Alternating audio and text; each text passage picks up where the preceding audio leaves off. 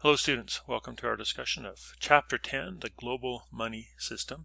This chapter is similar to Chapter 9's the Monetary Exchange Rate System. So this chapter attempts to illustrate the difference between a pegged and floating money system, some of the issues with the International Monetary Fund, and some of the advantages and disadvantages of various types of exchange rate systems.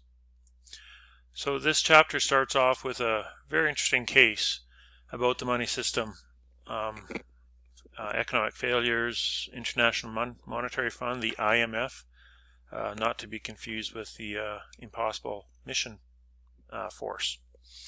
So the opening case talks about the three major Icelandic banks that were recently privatized, and they went through a significant expansion from 2000 to 2007 by heavily investing and expanding into foreign countries, mostly in Scandinavia and the United Kingdom. So in order to gain deposits and to expand, they offered higher interest rates. This expansion, case says, was financed by debt, recurring debt. So as debt became due, it was just reissued or refinanced. So by 2008, the three banks held debt to almost 6 times the entire economy of Iceland. And even though it happened 12 years ago, 2008 is a pivotal year. It's the year where global financial crisis hit throughout the world. The Icelandic banks found themselves in a position where they could no longer refinance their debt. And just a little brief intro into the whole financial crises of 2008. Started with the bankruptcy of Lehman Brothers and the collapse of the U.S. housing market and other global mismanagement of funds. Lehman was the 4th largest global investment bank in the U.S., and they offered or bought mortgages from subprime investors. Subprime investors being those households with really low credit ratings. Generally, low credit ratings meant a higher interest rate that the households were charged. Or they were offered ninja loans. Ninja standing for no income, no job, no assets. But these banks were still offering them loans because at that time things were going really great, lots of employment, and they were able to make extra money through the higher interest rates that they were charging to these subprime investors. Many households at this time period defaulted, which put significant financial stress on the banks and other lending institutions, similar to the 3 Icelandic banks. Those banks in Iceland faced bankruptcy, and the government decided to let the banks fail, which was quite different than what was happening in the U.S., where the banks and other businesses were bailed out by the government. The actual banks and investment institutions that decided to take extra risk were bailed out, which caused a lot of frustration and division among people.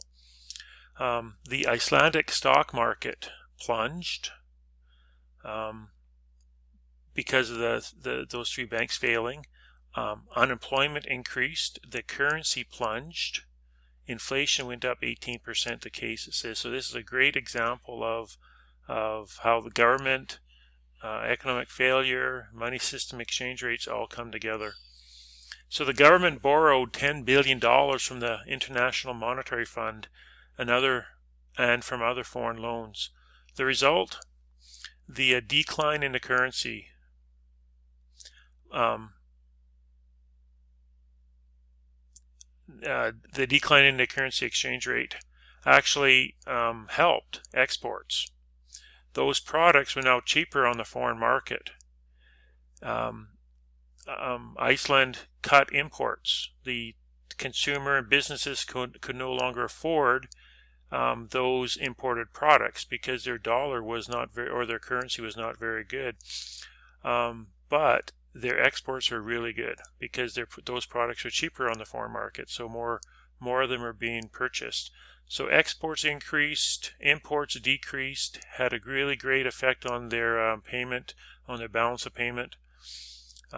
Money was being pumped into the economy due to those exports.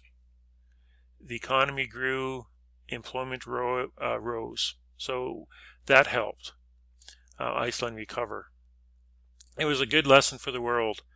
It was interesting that the government allowed the private banks to fail. As I said, other parts of the world, the governments financially bailed out various banks and industries. Those banks and industries that were charging higher interest rates when the economy was really good, when people were working, lending money basically left, right, and center to basically anyone, no matter what your credit score or rating was, and they took their risk, but they didn't pay the price. So let's a very interesting case, I should say, again, in terms of how everything kind of works together. So let's go on into some of this information here. Some of this information in this chapter is kind of just highlighted in some of these slides. So as we learned in chapter 9, the inflation rates and interest rates have a significant influence on the demand and supply of the country's currency, and hence on that price of a country's currency.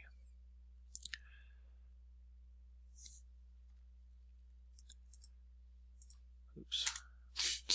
So when the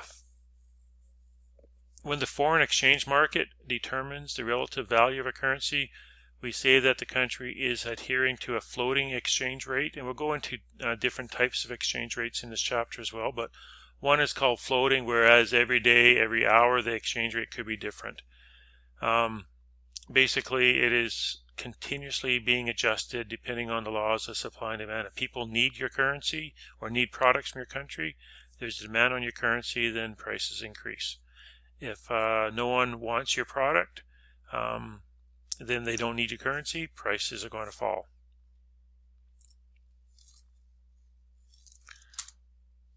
And anything that affects supply and demand of currency, speculation, governments changing hands, governments making decisions, is going to have an effect on your exchange rate. So the four major trading currencies: dollar, euro, Japanese yen, British pound. They are all free to float against each other, and their exchange rates are determined by market forces, supply and demand, and they fluctuate against each other. Let's go into some different types of exchange rates and then some other information here. A pegged exchange rate, the rate at which currency value is fixed relative to a reference currency. So when I was in the Middle East, in the United Arab Emirates, their currency, the dirham, is pegged or fixed to the US dollar.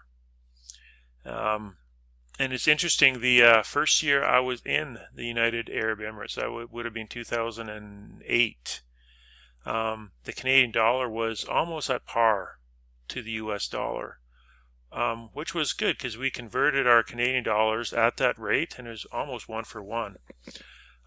While we were there, our dollar fell to about 78 cents or $1.28, which basically was a 26% raise, as my pay was fixed to the US dollar. So that meant I could buy more Canadian dollars. However, when we left in 2011, the dollar was back to almost par, and we came back with some American dollars in our bank. We converted it to Canadian dollars, and just after we converted it, the dollar fell. If we could have just waited, a couple months, could have been another 8 to 10% difference. Oh well, such is life whenever I try to invest and succeed. So that's the pegged exchange rate. A dirty float system is, as it says there, the country maintains an independent monetary policy. Government or the central bank intervenes to adjust the exchange rate. And we're going to get into different types of exchange of systems, but almost anything a government does or says is going to have an adjustment or an influence on the currency.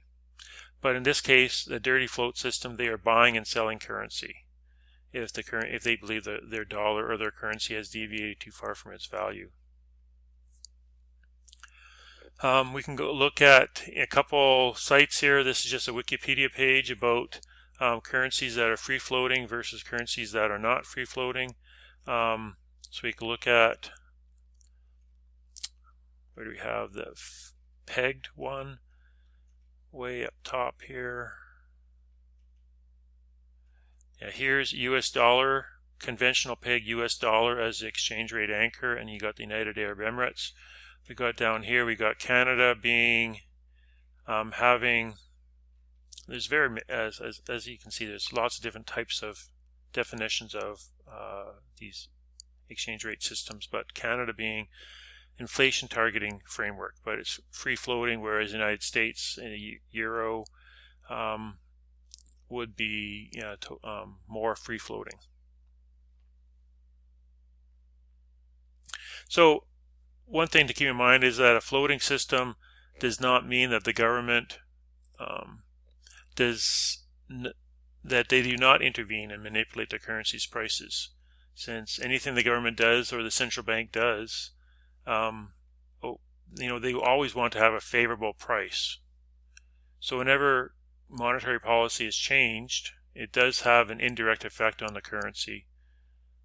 Some operate on a managed float where central banks buy and sell currencies to maintain that desired price. But with the U.S. recent election, just nothing was done in terms of monetary policy or fiscal policy, but just the speculation of change caused the U.S. dollar to change. Central banks. Some information here. So a central bank has responsibility for issuing currency, administering monetary policy, holding members' bank deposits from other banks within the country, and facilitating the nation's banking industry. So being in charge of the banking industry as a whole. The IMF, some information here. We'll go into some of the criticisms and arguments against the International Monetary Fund, but one criticism, and this has changed recently, is that they do operate on a one-size-fits-all approach. That can be inappropriate for many countries. We'll look at the situation South Korea had in a few years ago, how the International Monetary Fund came in and basically said you have to do this, and it was counterproductive to what they actually needed. So, and we'll go into the criticisms later, but basically critics argue that the International Monetary Fund's tight macroeconomic policies are not suited for every country's situation. A second argument is that its rescue efforts are exacerbating a problem known to economists as a moral hazard. And we'll go into that later on as well. But that moral hazard, basically, if people, if they know that they will be saved at the end, they will behave more recklessly. So maybe that's what happened with some situations with the financial crises, is banks and other industries knew that various governments would bail them out. So then you can take on extra risk. The final criticism is become too powerful and has no mechanism for accountability.